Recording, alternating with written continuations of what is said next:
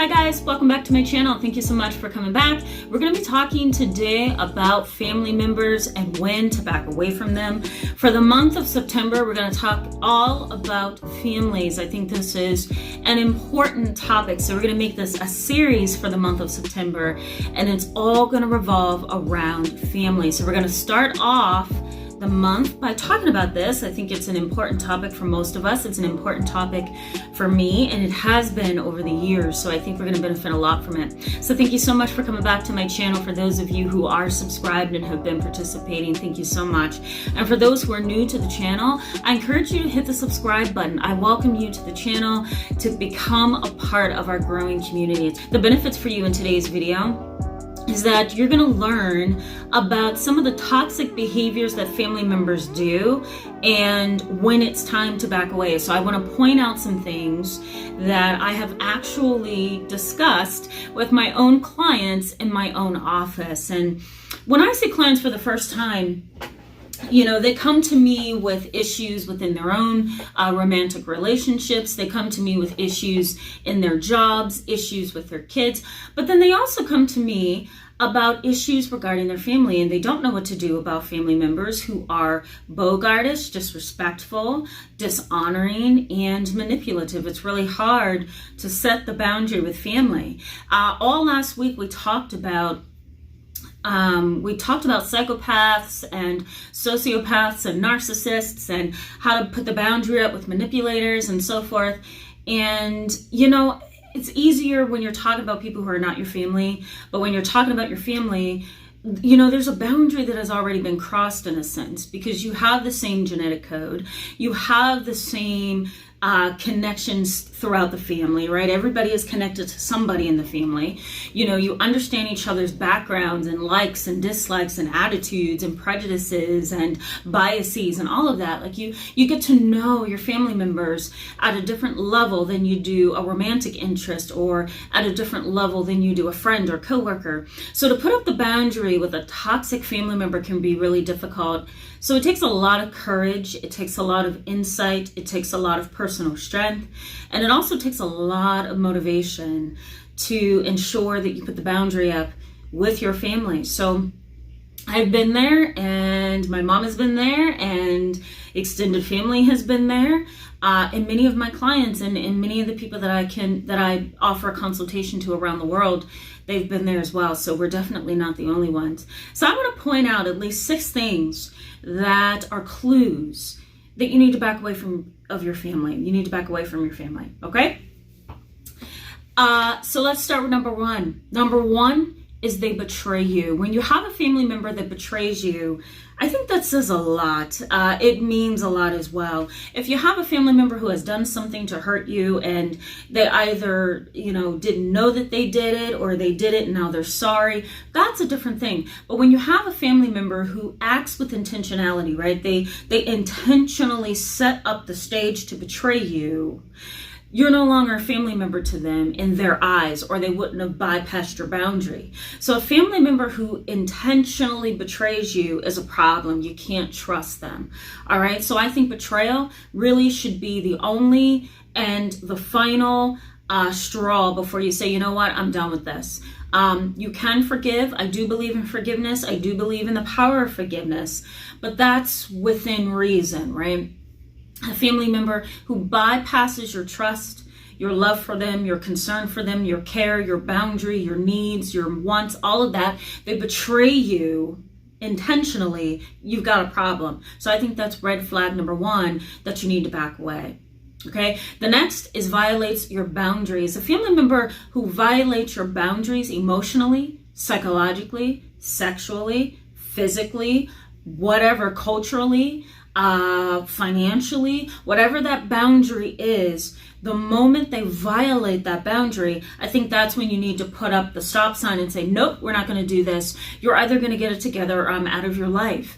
Or you're either going to show me that you're sorry and show some empathy so that I can begin to forgive you, or I'm done with this whole situation.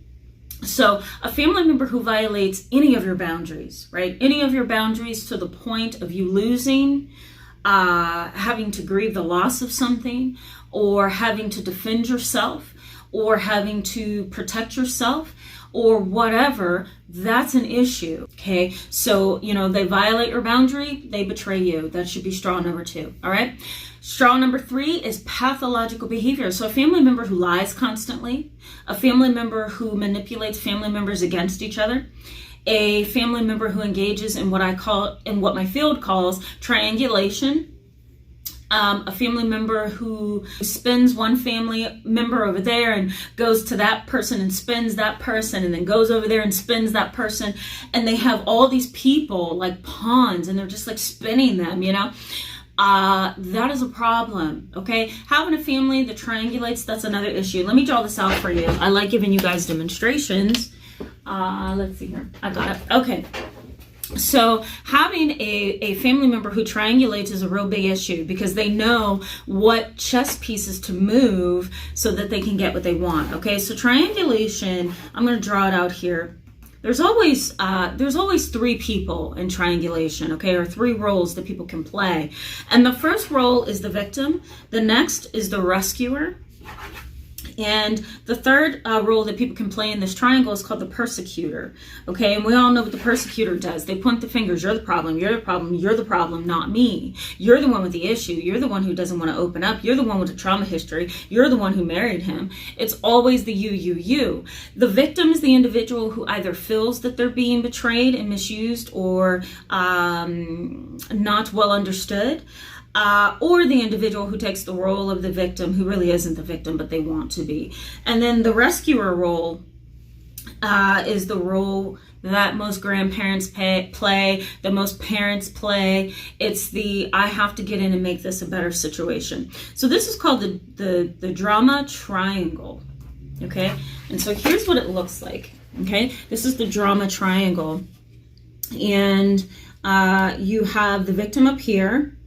Okay, and then you have the persecutor, and then you have the rescuer. And so it's always 3 roles that can be played in this drama triangle. And the whole idea behind this is, you have the person who feels like the victim, and they just take and spin everybody so much that nobody really knows what anybody's doing. It's a lot of manipulation going on.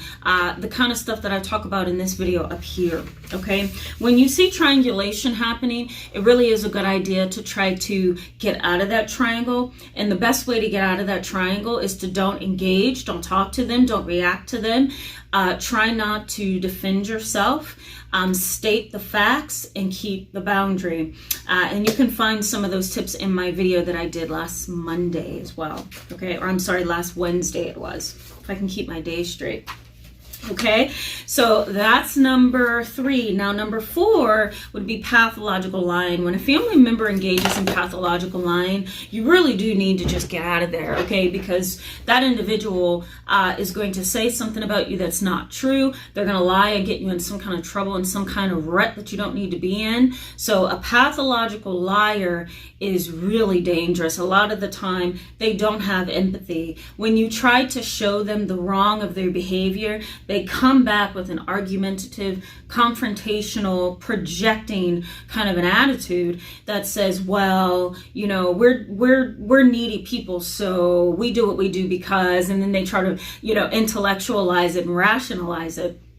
And so, when you have a pathological liar who doesn't really have insight, they talk as if they do, but their behavior shows you otherwise, then you need to back away from that person. They're going to be dangerous to you, your life, and anybody else who's connected. The next is a family member who abuses you. Any kind of abuse, sexual, emotional, physical, financial, relational abuse, whatever the case may be, cultural. There are certain family members who can't stand that they have biracial family members, that they have family members who have taken on more of a culturally different look.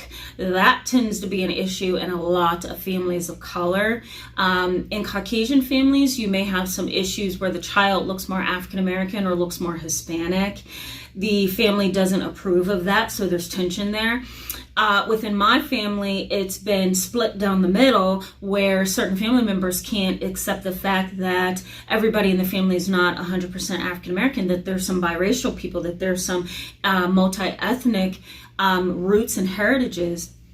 And so unfortunately, that kind of creates envy, and it creates anger and disapproval and competition and all of that ugliness, you know? So yeah, any kind of pathological behavior that involves abuse of who you are as an individual, of who you are as a free-spirited individual who deserves a life. If somebody's trying to cramp you or reduce you or condescend you or manipulate you, you need to say goodbye to them. It's abuse, and you don't need to tolerate it. The last thing that I also want you to keep in mind is, and this is the final, if you ask me, last straw or red flag before you need to walk away, is a family member who perpetuates toxic behavior. A family member who keeps things going because they throw hints, because they're dramatic, because they are histrionic, because they are borderline in their personality, right?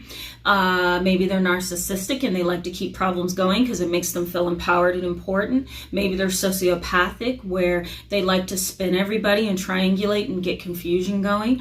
Maybe there's a family member who's envious and they like to spread toxicity. Whatever the issue is, a perpetuation of toxic behavior through a family needs to be stopped.